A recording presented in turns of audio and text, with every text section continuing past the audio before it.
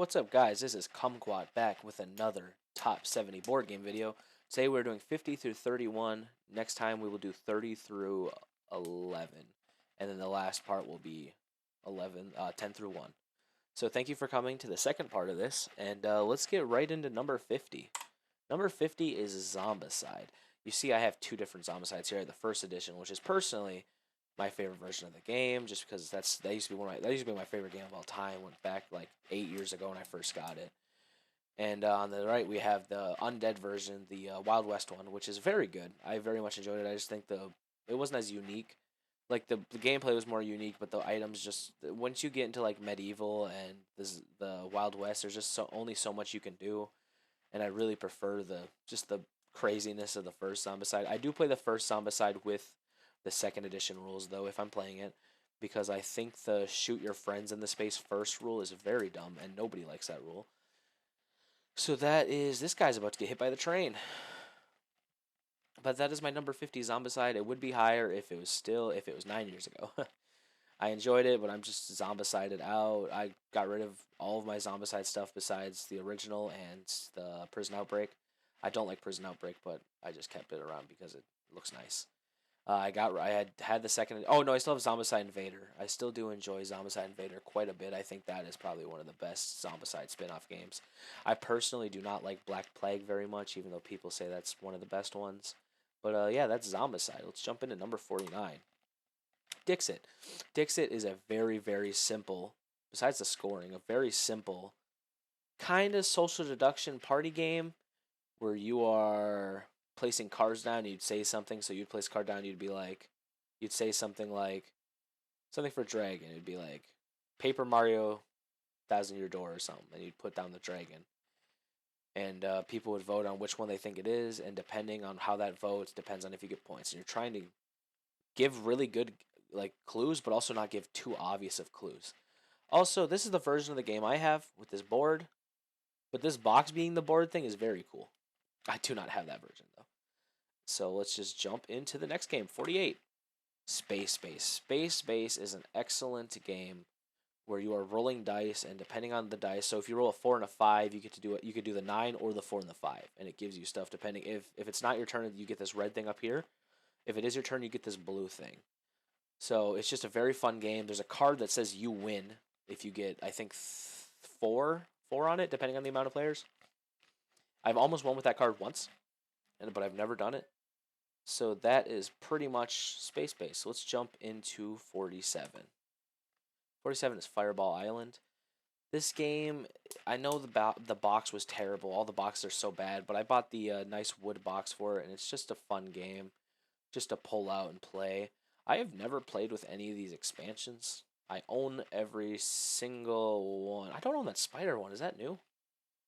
I've never played that spider one, but I own the rest of these, and I just need to play it more. It's a very cool game, and honestly, I wish I could get it to the table more. It's a table hog, but it's very cool to look at, and it's very flashy.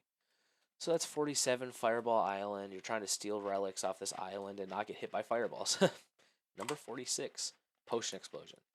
Potion Explosion is an excellent puzzle game where you take marbles, and if they hit each other, like this one right here, if you took this red one, these yellow ones would hit each other, and you'd also get those two yellow ones. And you're trying to craft potions. And these potions give you special abilities, but you also get points for the potions, and you also get points if you have like 3 of a kind or 5 different ones. It's just a very fun puzzle game. This is also an easy one, in my opinion, to teach. And I just really like playing this game.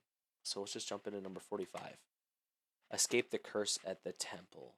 I think this... Oh, that picture is terrible. I think this is my favorite real-time game over Project Elite. So basically, you're going through this temple, and you're just rolling your dice nonstop, and you're moving, and there's a gong, and then you can lose dice by not making it to the room after the gong.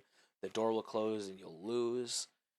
I don't know how they got the end. This is the ending right here. I don't know how they got it in like 5 tiles. It doesn't even make sense. But that is weird. But this also shows one of the modules where you have curses, where you can be cursed, and treasures. You can get treasures. The curses are fun because it'll be like you have to have one hand on your forehead, or you can't talk. It's just a very fun game to play. I very much enjoy it. So that is 45, Escape the Curse of the Temple. We'll jump into 44 with Horrified. Horrified is absolutely excellent. I really love this game. The Universal Classics theme is amazing. I think all of the villains are very fun to play against. I accidentally threw in the American Monsters version on this right side here. I think the American Monster version is way less good. I do not like fighting against most of the monsters. I think it's less. I just don't know. I just don't like it as much. I think some of them are annoyingly complicated. Like I think Bigfoot's thing is just annoying. But the original Horrify with the Universal monsters is absolutely amazing. Just a fantastic co-op game to play. I've never played it solo, but I do love whipping out Horrified and getting to play it when I can. So that's my number 44, Horrified, specifically the Universal Monsters version. Now let's jump into 43, Gizmos. Gizmos is a lot like Potion Explosion. You are, I just say that because they're made by the same company. They have marbles, but you're making these gizmos to be able to make stuff better. So after you make a pick gizmo, if you pick a yellow, you'd also get a random one. Or if you pick a blue and a blue or a black, you'd also get another random one.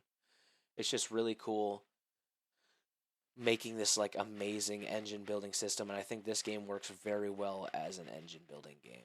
I think this is the only engine building game on my list, and I think I'm gonna get a lot of flack for Wingspan not being on here. I did enjoy Wingspan. I just don't think it's as great as everyone says it is. It's fun, but I just find it not as engaging as this game, which is hilarity and just very fun. So we'll jump into number 42, Shadows over Camelot. I think this is an excellent game. I think both these photos are absolutely horrid. But in this game, you are Knights of the Round Table, and you're trying to save Camelot from being under siege, and you're trying to find the Holy Grail or get Excalibur, or stuff like that. It is absolutely fantastic of a game. You can also there is also possibly that there's a hidden traitor in the game, and the hidden traitor is trying to make the downfall of Camelot. So if you guys lose, he wins. It's very good social deduction game. I don't know how many social deduction games I have on here. I thought, yeah, maybe, yeah, this is one of them. All right, let's jump into 41. 41 is Archaeology, the New Expedition. I think this game is very fun. You are exploring the desert and like the temple, and you're finding stuff, and you can sell it to the museum for points. So see, if you sell 5 of these pot shards, you get 15 points. But you can also get these maps, which will let you explore the temple, or these Pharaoh's maps. There's only 4 in the whole game, and they're very, very expensive. And it's just a very fun, very exciting game to play. And it's very, very easy to teach, very easy to play, and I would recommend it to anybody that likes a nice, simple card game. It's not extremely simple, but it's easy enough that I could teach it to most people. So that is 41, Archaeology, the New Expedition. Let's jump in at number 40. Barren Park, another polyomino game, and this is absolutely amazing. You are making a park filled with bears, and you get points depending on what you have in your park, and you get points for these tokens. If you fill in a whole square, you get the next one of these tokens, which could be big points. And you can also build like outhouses or like food courts and stuff like that, and you're just trying to make the best barren park you can get. It's just, I think this game's amazing. Sorry. That is my number 40. Let's jump into 39. Azul. Azul is a very simple abstract strategy game where you're trying to make, what is the plot of this game? A kitchen floor or something? I don't remember. But depending on where you score, you get more points. If you score here, you'll get 3 points for this, but you'll also get 4 points for this. There's also end game modifiers for horizontal rolls or vertical rolls, or if you get one of each color. Like this guy's about to get all the reds, so he'll get an extra 10 points on his turn. Oh, at the end of the game. But this game is amazing. I've played a lot of this game on Board Game Arena. In fact, it's in my top 10 most played games because of that. But I do enjoy this game. I don't whip it out to the table too much, but I do love, this is a very good one to play online because it's very simple, easy, quick. Play like 4 games in maybe an hour. It's good. It's good. Very good. So that's 39 Azul. Let's jump into 38 Destinies. This one is one that I've been playing a lot recently. I'm almost out of content to play. This is a phone-driven adventure game. So you move around the town or whatever, and you'll click on stuff and get to do stuff. This is from the tutorial segment, so if this is spoilers, I'm so sorry. But like you'll be able to click on the blacksmith, and you could talk to him and interact with him, or you can go to the mayor's house or the inn or wherever you are on the map, and you'll be able to interact. It is 100% you need the phone to play, or an iPad or a tablet or a computer or whatever. But I don't mind games that you need technology to play. I think this game is excellent. I think the storytelling is amazing. And honestly, I think this game is just fantastic. And I just really have been enjoying this. I need to play through the rest of the scenarios. But the two games I have played are just phenomenal. And I've been having a good time. I've won both of them. So let's jump into 37. Unfathomable. See, I know this one gets a lot of hate because it's not as good as Battlestar Galactica, but I would actually strongly disagree. I think the theme of Unfathomable is better than Battlestar Galactica because I think Battlestar Galactica is a good theme if you like Battlestar Galactica, but people that aren't fans of Battlestar Galactica, I feel like aren't going to get into the theme as much. But this game is excellent. There is unfathomable creatures getting on the ship, and you have to stop them. But there's also there is a traitor, a hidden traitor on the boat, or multiple hidden traitors on the boat, and you're trying to get the boat to safety, but you're trying not to get overrun by these monsters that will try overrunning you. And that is unfathomable. And it simulates the boat moving very, very well. And I just rather very much enjoy this game. So that's number 37 Unfathomable. I need to play it more, but like I said, I think this game is amazing. 36, the Stardew Valley board game. This game is very hard. This game is very difficult. It's a co-op game where it's Stardew Valley the board game. It's very stressful, which is nothing like the actual video game. And you're just trying to do objectives, like maybe you have to reach level 20 in the mine, or you have to donate 7 items to the museum, or etc. Stuff like that. You have to catch 3 legendary fish, and you're just trying to do the objectives that you need to do before winter hits. And it's just a very fun game. I strongly love this game. I didn't expect much from this game when I first played it, but it ended up being very good. So that's my number 36, Stardew Valley, the board game. I also love Stardew Valley, the game. Number 35, Pandemic. This is a classic. It's a co-op game where you're trying to stop a pandemic. These next couple, I think, are just games that people are going to be like, oh, that's basic. But yeah, they're good games. Pandemic is excellent. I don't have much more to say about this. This is one of my dad's favorite games, and it's just, I've played it a ton. But it's excellent. I've won it quite a few times with random rolls and everything. Sometimes you get random rolls, and sometimes you get absolute garbage. So that's Pandemic. Number 34 is Ticket to Ride, another one of my dad's favorite games. This is another one of those very basic choices, but at the same time, Ticket to Ride is amazing. And this Ticket to Ride entry is for all of them, but specifically my favorite version would either be this one or the Nordic countries.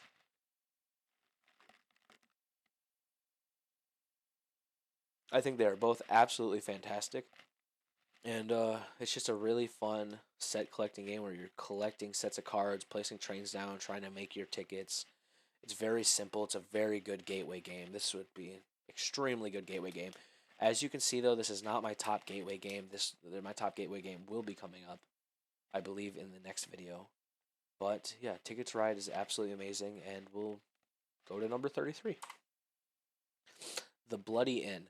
This game is horrible and amazing. It's horrible in the sense that you are killing people, and you can hire police officers to help you kill people, and you're running an inn and you're killing people and stealing their money, but at the same time you might get caught with bodies and you could lose all your money, and it's just an excellent, horrifying game. There's not much more I can say about this game besides that I love playing this game, and I think this game is fantastic. So we'll just jump right into 32 because I have no more to say about this game. Sorry, I sneezed. Bless me. Sheriff of Nottingham, number 32. Sheriff of Nottingham is another social deduction type game where you are smuggling goods into Nottingham. And each one player is the sheriff each round, and they will be either confiscating your bag or taking bribes or letting you pass. It's just just a fun game. I used to play this a lot back in the day with my friends. We'd all come home from school. We'd all walk to my house, and then we'd all just sit around and play Sheriff of Nottingham and Coup and the Resistance. And I still adore this game, and I wish I could get this played more. I played it last time I played it was a few years ago, but I really wish I could play more. And this game is amazing. Also, this printing specifically of this game is 1,000 times better. Is 1,000 times better than that second edition. The second edition, it looks like garbage. Let's jump into 31. QE. QE is a very weird game where you are bidding on tiles, but you can bid any amount of money. So if you want to bid $10, you could, but you could bid like $150,000 or 5.5 million or 6 billion, and also whoever spends the most money at the end of the game will lose. But it's just amazing to have like this crazy bidding game where it's just unlimited money. You're just printing money, and it's very fun. It's just an easy scoring game. I think this game is very simple, but it's also extremely fun. So that is QE, and I believe that is the end of this specific video. Thank you for coming. Next time we will be doing my 30 to 11. So thank you for joining me, and I'll see you guys in the 30 for 11. Thank you for coming. Goodbye.